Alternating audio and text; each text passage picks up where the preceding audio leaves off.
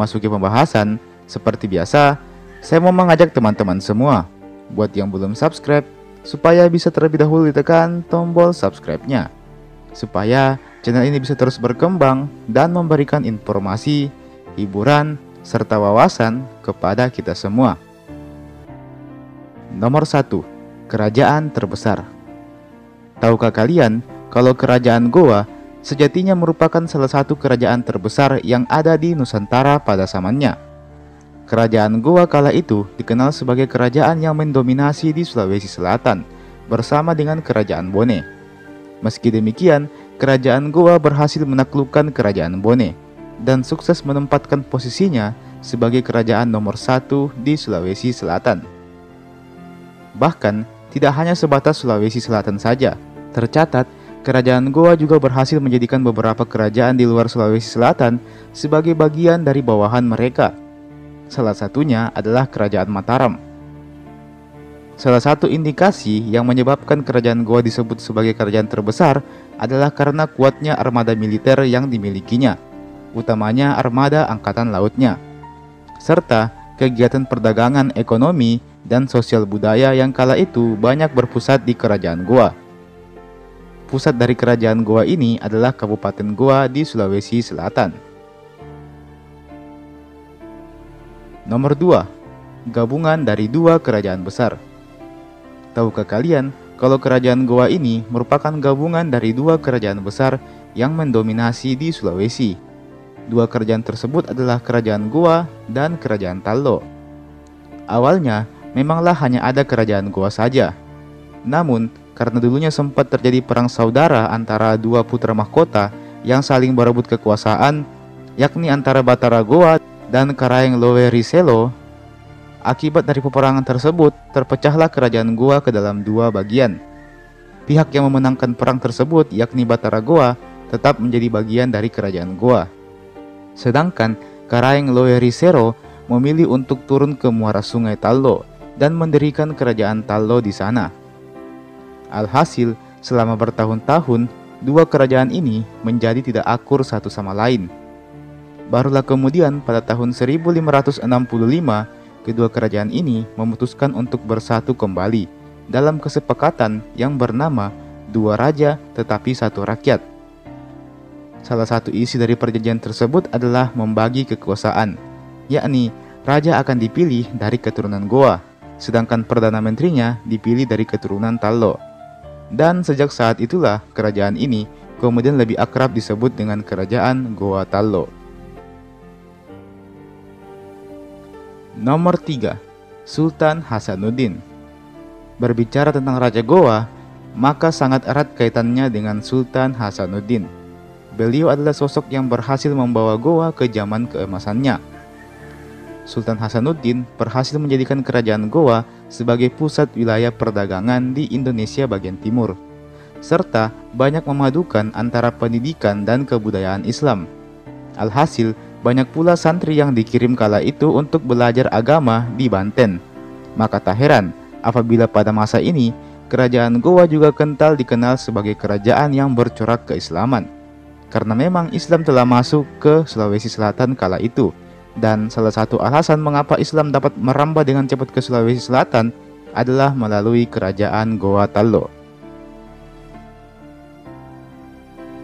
Nomor 4. Perang melawan POC. Kerajaan Goa juga dikenal sebagai kerajaan yang sangat anti dengan pemerintahan kolonial kala itu.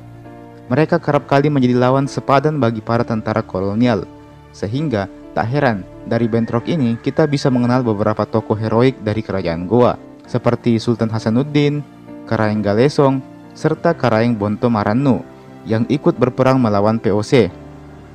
Kala itu, POC tidaklah sendirian. Mereka bekerja sama dengan kerajaan Bone yang berada di bawah pimpinan Arung Palaka. Kerajaan Bone merasa muak dengan penindasan yang dilakukan oleh kerajaan Goa kala itu. Karena ingin berdiri sebagai kerajaan yang merdeka, akhirnya Arung Palaka setuju untuk bekerja sama dengan POC demi misi dan tujuan yang sama, yakni mengalahkan kerajaan Goa. Alhasil, perang besar pun terjadi. Perang ini dikenal juga dengan sebutan Perang Besar Makassar, di mana Perang ini berlangsung selama bertahun-tahun lamanya. Kerajaan Goa di bawah pimpinan Sultan Hasanuddin melawan POC serta pasukan pimpinan Arung Palaka yang berlangsung sangat sengit kala itu. Dan nomor 5, kemunduran kerajaan Goa. Akibat dari peperangan yang terus berlanjut tersebut, akhirnya kerajaan Goa pun perlahan-lahan mulai terdesak, dan pada akhirnya benteng Somba Opu sebagai benteng terkuat kerajaan Goa berhasil dikuasai oleh POC dan Arung Palaka. Sultan Hasanuddin pun dipaksa untuk menandatangani perjanjian Bongaya yang isinya sangatlah merugikan kerajaan Goa kala itu. Tak lama kemudian, Sultan Hasanuddin pun diturunkan dari jabatannya dan digantikan oleh Sultan Amir Hamzah. Sejak saat itulah kerajaan Goa semakin kehilangan kekuatannya, dikarenakan mereka tidak lagi berdiri sebagai kerajaan yang merdeka, karena telah berada di bawah pengaruh POC. Meski demikian, beberapa putra mahkota kerajaan Goa tetap bertarung melawan POC meski harus dalam pelarian. Salah satunya adalah Karaeng Galesong yang berperang untuk mengambil alih kerajaan Mataram yang dikuasai oleh POC. Ada juga Karaeng Bonto Marannu yang berperang sengit melawan POC di Semarang. Meski kerajaan Goa telah melemah, namun para putra mahkota kala itu tetap berjuang di tempat lain. Inilah semangat juang kerajaan Goa yang sangat ditakuti oleh Belanda kala itu. Pasalnya, mau diserang sekeras apapun, sisa-sisa kerajaan Goa tetap akan menyerang balik dengan luar biasa hebatnya.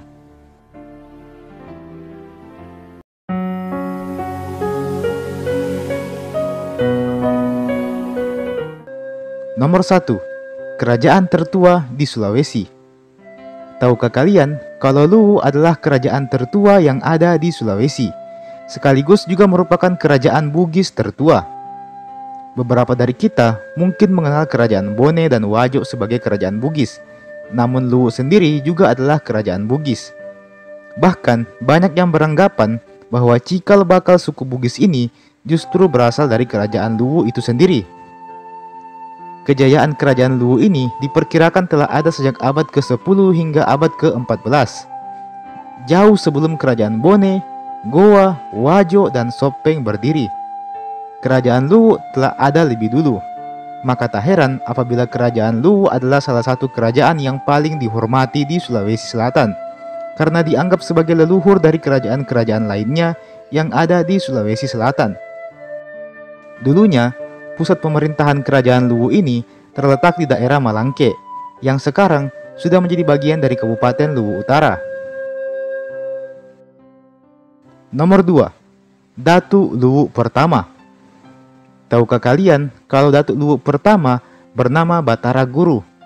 Beliau merupakan orang yang mendirikan kerajaan Luwu, sekaligus menjadi orang pertama yang menjadi Datuk Luwu kala itu. Tahukah kalian kalau Batara Guru ini termasuk ke dalam salah satu di antara beberapa legenda Tomanurung yang ada di Sulawesi Selatan?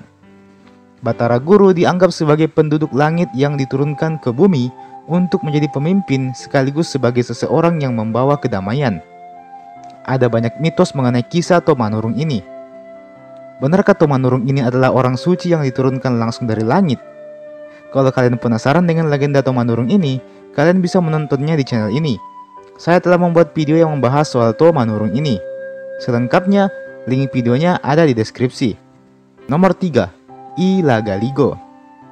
Ilagaligo adalah kitab sekaligus karya sastra terpanjang di dunia. Tahukah kalian kalau kitab ini bahkan mengalahkan panjangnya kitab Mahabharata yang ada di India? Kitab Ilagaligo sendiri berisi tentang asal-muasal manusia di bumi ini. Kitab ini dasarnya mengandung banyak mitos dan legenda yang menggunakan bahasa yang terkesan penuh dengan nuansa sastra. Nah, karena itulah tak jarang juga yang menyebut kitab Ilagaligo ini sebagai salah satu bentuk karya sastra. Dan dikarenakan demikianlah sehingga naskah Ilagaligo sendiri lumayan sulit untuk dicari tahu maknanya, dikarenakan apa yang diceritakan terkesan sangat abstrak. Maka banyak pula yang kurang percaya tentang kitab Ilagaligo yang satu ini. Meski demikian, kitab Ilagaligo ini selalu menarik perhatian para peneliti dan juga arkeolog, dikarenakan nuansa sejarah yang terkandung di dalamnya. Nomor 4. Peran Belanda. Kerajaan Luwu mungkin adalah salah satu kerajaan tertua, terluas, dan paling berpengaruh di Sulawesi Selatan. Kendati demikian, tahukah kalian kalau justru orang Belanda lah yang paling banyak mencatat dan meneliti soal kerajaan Luwu ini?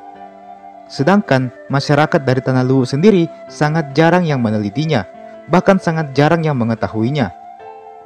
Bahkan mungkin sebagian besar masyarakat kita tidak tahu menahu soal kerajaan Luwu ini, baik dari segi sejarahnya hingga dari segi peranannya di masa lampau. Sangat disayangkan ketika orang asing justru lebih antusias dan lebih tertarik menggali dan meneliti informasi soal kedatuan Luwu ini, sementara masyarakatnya sendiri justru tidak tahu apa-apa soal kerajaan Luwu ini, utamanya bagi anak-anak di generasi milenial ini. Pengetahuan sejarah Luwu yang diketahuinya mungkin cuma sebatas nama kerajaan Luwu atau zaman kolonial saja. Tetapi sejarah Luwu sendiri sangat jarang diajarkan baik di sekolah-sekolah maupun di tempat pembelajaran lainnya. Apabila kita mencari informasi soal kerajaan Luwu ini, maka kita akan menemukan peneliti-peneliti dari Belanda yang menelitinya. Jadi kebanyakan informasi soal kerajaan Luwu justru datang dari pihak Belanda, datang dari para arkeolog yang berkebangsaan Belanda. Olehnya itu, tentu saya sangat berharap kepada generasi milenial di Tanah Luwu untuk tidak hanya sekedar pernah mendengar atau melihat sekilas kisah kedatuan Luwu ini, tetapi juga turut mencari tahu dan menggali sejarah yang ada di balik kerajaan Luwu ini. Dan fakta nomor 5, bahasa Luwu. Banyak dari kalian yang mungkin bertanya-tanya, apabila Luwu adalah kerajaan Bugis, lalu mengapa masyarakat Luwu lebih sering menggunakan bahasa Tae ketimbang menggunakan bahasa Bugis? Perlu kita ketahui bersama bahwa wilayah kerajaan Luwu pada zamannya terbilang sangatlah luas, bahkan mencapai wilayah Poso di Sulawesi Tengah dan sebagian daerah di Kolaka. Nah, dikarenakan luasnya wilayah Luwu, maka otomatis penduduknya pun juga semakin beragam. Tercatat, ada 12 suku bangsa yang juga menjadi bagian dari kerajaan Luwu pada masa itu. Gabungan dari seluruh bahasa tersebutlah yang kemudian dikenal dengan bahasa Tae. Jadi, jangan heran apabila bahasa Tae kesannya mirip dengan bahasa Bugis, Toraja, Mandar, Mamuju, dan lain-lain, karena mereka semua adalah serumpun. Jadi bahasa Tae itu adalah bahasa gabungan dari seluruh bahasa-bahasa daerah yang ada di Sulawesi Selatan yang pernah menjadi bagian dari kerajaan Luwu. Meski demikian, dikarenakan kitab Ila Galigo juga menggunakan bahasa Tae, maka banyak pula yang berspekulasi bahwa bahasa Luwu adalah ibu dari semua bahasa daerah yang ada di Sulawesi Selatan. Jadi, dari bahasa Tae lah yang kemudian melahirkan bahasa Bugis, Toraja, dan sebagainya. Bagaimana menurut kalian? Apakah bahasa Tae merupakan ibu dari bahasa-bahasa lain yang ada di Sulawesi Selatan? Atau hanya sekedar gabungan dari bahasa-bahasa yang ada di wilayah kerajaan Luwu kala itu? Nah, disinilah pentingnya untuk kita sebagai warga Tanah Luwu untuk terus menggali sejarah yang ada saat ini, untuk mencari tahu kebenaran yang terkandung di balik ini semua. Apakah ini benar-benar terjadi atau tidak? Apakah ini nyata atau tidak? Ibaratnya menyusun sebuah puzzle untuk membentuk sebuah gambaran yang kemudian menjadi sebuah bentuk sejarah yang akan menjadi catatan yang kemudian sangat penting untuk kita pelajari. Jadi, bagaimana menurut kalian?